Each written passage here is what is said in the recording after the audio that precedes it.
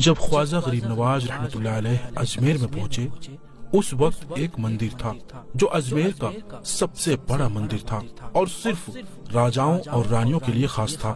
مندر کے ساتھ ہی ایک تالاب تھا جس کا نام انا ساگر تھا۔ ہندو اس تالاب کے پانی کو انتہائی پوتر یعنی بابرکت مانتے تھے۔ ان کا ماننا تھا کہ جو اس تالاب میں نہا لے گا اس کے گناہ چھڑ جاتے ہیں۔ کہتے ہیں اس مندر میں رات کو اتنے چراغ جلتے تھے کہ 3.5 من تیل ان چراغوں میں استعمال ہوتے تھے۔ ارد گرد کے کئی دیہات مندر کے نام تھے، یعنی ان دیہات کی آمدن مندر پر خرچ ہوتی تھی۔ مندر میں ہزاروں لوگ رہتے تھے جس کا کام تھا آنے والوں کی رہنمائی دیکھ بھال کرنا کہ کون سا خدا بیٹا دیتا ہے، کون سا دیوتا صحت اور تندرستی کا مالک ہے اور کس مورتی کی پوجا سے دولت مہربان ہوتی ہے۔ خواجہ غریب نواز رحمت اللہ علیہ اس مندر میں تشریف لے گئے اور انا ساگر سے کچھ فاصلے پر چٹائی بچھا کر اپنے مریدوں کے ساتھ بیٹھ گئے۔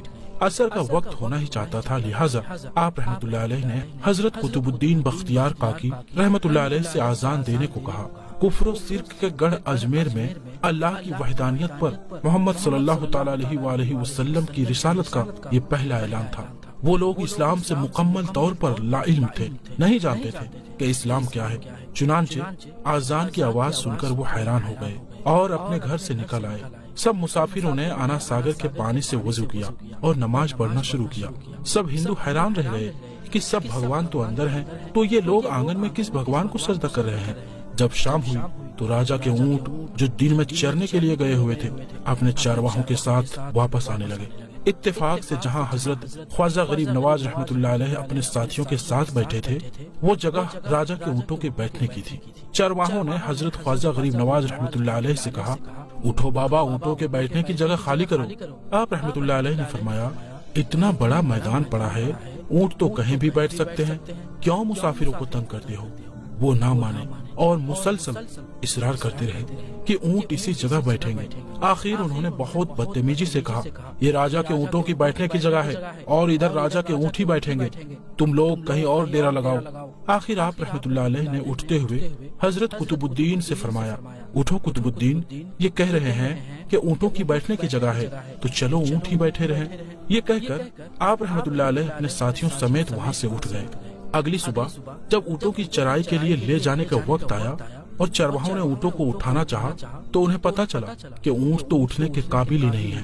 انہوں نے اونٹوں کو مار مار کر زبردستی انہیں اٹھانا چاہا لیکن وہ بیٹھے ہی رہے۔ چرواہے پریشان تھے کہ جو اونٹ ان کے ایک اشارے پر اٹھ کر کھڑے ہو جاتے تھے آج کیا ہوا ہے، کیوں نہیں اٹھ رہے ہیں؟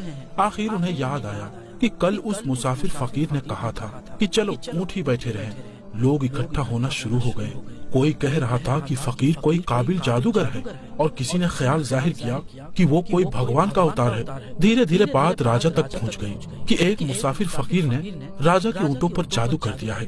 راجا نے خواجہ غریب نواز کو پیغام بھیجا، تم کیسے فقیر ہو جو بے زبان کو باندھ کر رکھتے ہو؟ یہ بیچارے بھوک پیاس سے مر جائیں گے، اسی لیے مہربانی کر کے اپنا جادو واپس لے لو۔ آپ رحمت اللہ علیہ نے فرمایا، ہم مسلمان ہیں اور ہم مسلمان بد دعا نہیں دیا کرتے، نہ ہی جادو کرتے ہیں۔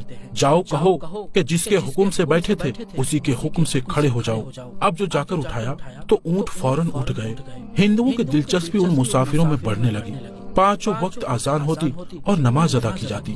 آخر راجا تک یہ بات پہنچ گئی کہ کچھ فقیر آئے ہیں جو مسلمان ہیں، 5 وقت آذان دیتے ہیں اور ہمارے پوتر تالاب کو ہاتھ منہ دھو کر بھرشٹ کرتے ہیں، یعنی ناپاک کر دیتے ہیں، اور تو اور ہمارے دھرم کے خلاف باتیں کرتے ہیں۔ کہتے ہیں کہ یہ مورتیاں پوجنے کے قابل نہیں ہے، یہ تو محض پتھر ہے، اسی لیے انہیں یہاں سے اٹھایا جانا چاہیے۔ راجا نے فقیروں کو پیغام بھجوایا کہ تم لوگ مانس گوشت کھاتے ہو، ہمارے دھرم کے خلاف بولتے ہو، اور تو اور ہمارے پاک تالاب کو اپنے ہاتھ ڈال کر ناپاک کرتے ہو، جو ہم برداشت نہیں کر سکتے، اسی لیے تم لوگ یہاں سے چلے جاؤ۔ آپ رحمت اللہ علیہ نے فرمایا کہ اور بھی تو اتنی دنیا آتی ہے، ہمارے پانی پی لینے سے کون سی کمی آ جائے گی؟ لیکن وہ کہنے لگے کہ وہ سب ہمارے دھرم کے لوگ ہیں اور تم دوسرے دھرم کے ہو، آئندہ تم لوگوں نے تالاب کو ناپاک کیا نا تو ہم سختی سے پیش آئیں گے۔ آپ رحمت اللہ علیہ نے حضرت قطب الدین بختیار کاکی رحمت اللہ علیہ سے فرمایا، قطب الدین شاید یہ لوگ آئندہ ہمارے پانی لینے پر کوئی فساد برپا کریں گے، جاؤ ایک مسکیجہ پانی لے آؤ تاکہ ضرورت کے وقت کچھ پانی تو موجود ہو۔ لہٰذا حضرت قطب الدین رحمۃ اللہ علیہ نے ان سے فرمایا چلو ہم مسکیجہ بھر لیتے ہیں۔ وہ اس شرط پر مان گئے کہ تمہارا جسم پانی سے چھونا نہیں چاہیے۔ حضرت قطب الدین رحمۃ اللہ علیہ تالاب کی سیڑھیوں پر جا بیٹھے اور مسکیجہ پانی میں ڈبو دیا۔ جب وہ بھر گیا تو حضرت قطب الدین رحمۃ اللہ علیہ نے وہ مسکیجہ اوپر کھینچ لیا۔ جو ہی مسکیجہ پانی سے باہر آیا، انا ساگر کا پانی سوکھ چکا تھا، گویا سارا انا ساگر مسکیجے میں بند ہو گیا تھا۔ انا ساگر کا خشک ہونا تھا کہ پورے اجمیر میں کوہرام مچ گیا، اور وہ رو رہے تھے کہ جو ہم گناہوں کی گٹریاں لاتے ہیں اور انا ساگر میں غسل کر کے ان سے چھٹکارا پا لیتے ہیں، اب ہم گناہوں کا بوجھ لیے کدھر جائیں گے؟ سارے علاقے میں خبر پھیل گئی کہ مسافر فقیر نے جادو کے زور سے انا ساگر کو خشک کر دیا ہے۔ راجہ اس نئی صورتحال سے بہت پریشان تھا۔ اس نے اپنے وزیروں کو بلایا، سب نے یہی کہا کہ فقیر یا تو کوئی جادوگر ہے یا پھر واقعی کوئی کامل فقیر ہے۔ ساتھ ہی وہ پریشان ہوئے کہ اجمیر کی رونق تو ہی تھی انا ساگر کے دم سے، اسی کی وجہ سے لوگ دور دور سے اجمیر آتے تھے اور اپنا ایمان تازہ کر کے لوٹتے تھے۔ انا ساگر کے خشک ہو جانے سے ہندو دھرم کی پرچار کو بہت بڑا دھچکا لگا اور یہ بہت تشویشناک بات تھی۔ آخر طے پایا کہ فقیر سے بات کی جائے، آخر وہ چاہتا کیا ہے؟ اگر اس کی ضرورت کھانے کی چیزیں ہوں گی تو ہم مان لیں گے، یا پھر سب مرد عورتیں اور بچے جا کر فقیر کو خوشامد کرو کہ لوگوں کو پریشانی سے نجات دلاؤ اور ہم پر کرم کرو۔ ہم پاپ کے بوجھ اٹھائیں کدھر جائیں اور کیسے سکون پائیں؟ یہ کام زیادہ آسان تھی۔ لہٰذا تمام لوگ خواجہ غریب نواز رحمۃ اللہ علیہ کے پاس آئے اور بولے بابا تم بھی وضو کر لیا کرنا، لیکن بھگوان کے واسطے ہمارا انا ساگر ہمیں لوٹا دو۔ آپ رحمۃ اللہ علیہ نے حضرت قطب الدین بختیار کاکی رحمۃ اللہ علیہ سے فرمایا جاؤ قطب، مسکیزہ واپس تالاب میں ڈالاؤ۔ جو ہی مسکیزہ تالاب میں الٹا کیا، انا ساگر کناروں تک اچھل آیا۔ اس پانی نے کئی دلوں کو دھو ڈالا تھا۔ ہندو قوم کی اپنی تاریخی کتابوں میں بھی ہندو اتہاس کار اس بات کو مانتے ہیں کہ اس شام 32,000 ہندو کلمہ پڑھ کر مسلمان ہوئے تھے، اور ہندوؤں کے مسلمان ہو جانے سے ہندو پنڈتوں اور عام ہندوؤں میں بھی غم و غصہ کا طوفان اٹھ کھڑا ہوا تھا۔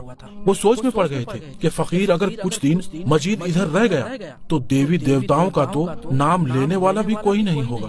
لہٰذا لوگوں نے راجہ کو مجبور کیا کہ جلد سے جلد کچھ کیا جائے۔ راجہ نے مندر کے بڑے پنڈت رام دیو کو بلایا اور اسے خواجہ غریب نواز رحمۃ اللہ علیہ سے مقابلہ کر جلد سے جلد انہیں ہرانے کو کہا اور اجمیر سے باہر نکال دینے کا حکم دیا۔ رام دیو اپنے وقت کا مانا ہوا پنڈت تھا جس کی علمی قابلیت کی دور دور تک دھوم مچی ہوئی تھی۔ اس نے راجہ کو یقین دلایا کہ جلد ہی راجہ کو کوئی اچھی خبر سنائے گا۔ رام دیو خواجہ غریب نواز رحمۃ اللہ علیہ کے پاس آیا اور الٹے سیدھے سوالات کرنے شروع کر دیے۔ خواجہ غریب نواز رحمۃ اللہ علیہ نے خاموشی اختیار کیے رکھی۔ جب رام دیو نے حد سے بڑھ کر شور مچانا شروع کیا تو خواجہ غریب نواز رحمۃ اللہ علیہ نے اس کی طرف آنکھ اٹھائی اور مسکرا کر فرمایا رام دیو تو شور مچا رہا ہے اور میں تیرے ماتھے پر ایمان کا نور چمکتا دیکھ رہا ہوں۔ اس نگاہ اور اس لہجے میں نہ جانے کیا جادو تھا کہ رام دیو قدموں میں گر گیا اور روتے ہوئے بولا بابا